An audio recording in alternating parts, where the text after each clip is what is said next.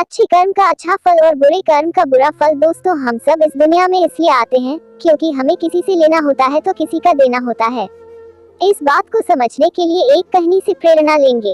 एक नगर में एक राजा रहता था। वो बहुत ही दयालु था, धर्म कर्म में यकीन करने वाला था। उनके पास जो भी व्यक्ति उधार मांगने आता वे उसे मना नहीं करता था। राजा ने ये काम अपने एक विश्वासु मंत्री को दिया था। जो भी व्यक्ति उधार मांगने आता था, मंत्री उससे एक ही सवाल पूछता था कि भाई, तुम उधार कब लौटाओगे, इस जन्म में या फिर अगले जन्म में? जो लोग ईमानदार होते वो कहते, राजा जी, हम तो इसी जन्म में आपका कर्ज चुकता कर देंगे। और कुछ लोग जो ज्यादा चालाक एवं बेईमान होते वे कहते, राजा जी, हम आपका कर्ज अगले जन्म में उतारेंगे। अगले जन्म में उधार वापसी की शर्त से कुछ लोग राजा को मूर्ख समझते थे और अपनी चालाकी पर खुश होते थे। एक दिन एक लुटारू ने यह बात सुनी और वह राजा के पास उधार मांगने पहुंचा। उसे मालूम था कि राजा अगले जन्म तक के लिए रकम उधार दे देता है। उसका मकसद उधार लेने से अधिक राजा की तिजोरी को देखना था। अब लुटारू ने राजा से कुछ रुपए उधार मांगे। राजा ने मंत्री को बुलाकर उधार देने को कहा। मंत्री ने लुटारू से पूछा, भाई, इस जन्म में लौटाओगे या अगले जन्म में? लुटारू ने कहा, मंत्री जी, मैं यह रकम अगले जन्म में लौटाऊंगा। मंत्री ने तिजोरी खोलकर उसे पैसे दे दिए।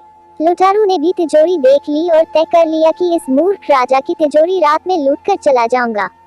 वो रात में ही राजा के घर पहुंच गया और वहीं गायों के तबेले में छिपकर राजा के सोने का इंतजार करने लगा। अचानक वो लुटारू ने सुना कि गाय आपस में बातें कर रही हैं और वह लुटारू गायों की भाषा ठीक से समझ पा रहा है। एक गाय ने दूसरी से पूछा, तुम तो आज ही आई हो ना? उस गाय ने जवाब दिया, हाँ, आज ही राजा के तबेले में आई हूँ। राजा जी का पिछले जन्म का कर्ज उतारना है। और तुम कब से यहाँ हो? उस गाय ने पलटकर पूछा तो पहले वाली गाय ने बताया, मुझे तो 3 साल हो गए हैं बहन। मैंने राजा जी से कर्ज लिया था यह कहकर कि अगले जन्म में लौटाऊंगी। राजा से उधार लेने के बाद जब मेरी मृत्यु हो गई तो मैं गाय बन गई और राजा के तबेले में चली आई। अब दूध देकर उसका कर्ज उतार रही हूँ। जब तक कर्ज की रकम पूरी नहीं हो जाती तब तक यही रहना होगा। लुटारू ने जब उन गायों की बातें सुनी तो होश उड़ गए और वहां बंधी गायों की ओर देखने लगा। वो समझ गया कि उधार चुकाना ही पड़ता है, चाहे इस जन्म में या फिर अगले जन्म में उसे चुकाना ही होगा।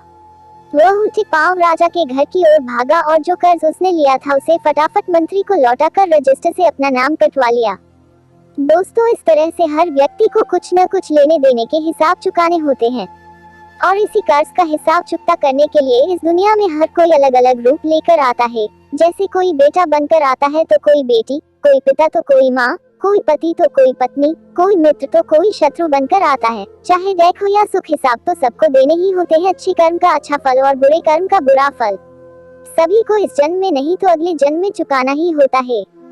इसी प्रकार अगर अकारण कुछ बुरा होता है तो दुखी होने की बजाय सत्य को स्वीकार करना चाहिए कि जो कुछ हो रहा है वह हमारे कर्म का ही परिणाम है। कर्मफल से कोई नहीं बच सकता, यह अटल विधान है। आप जहाँ भी जाते हैं, जो कुछ भी करते हैं, आपके कर्म ही आपको शांतिपूर्वक देख रहे होते हैं। किसी न किसी दिन आपको आपके कर्म का फल पृथ्वी पर वहन करना ही होता है।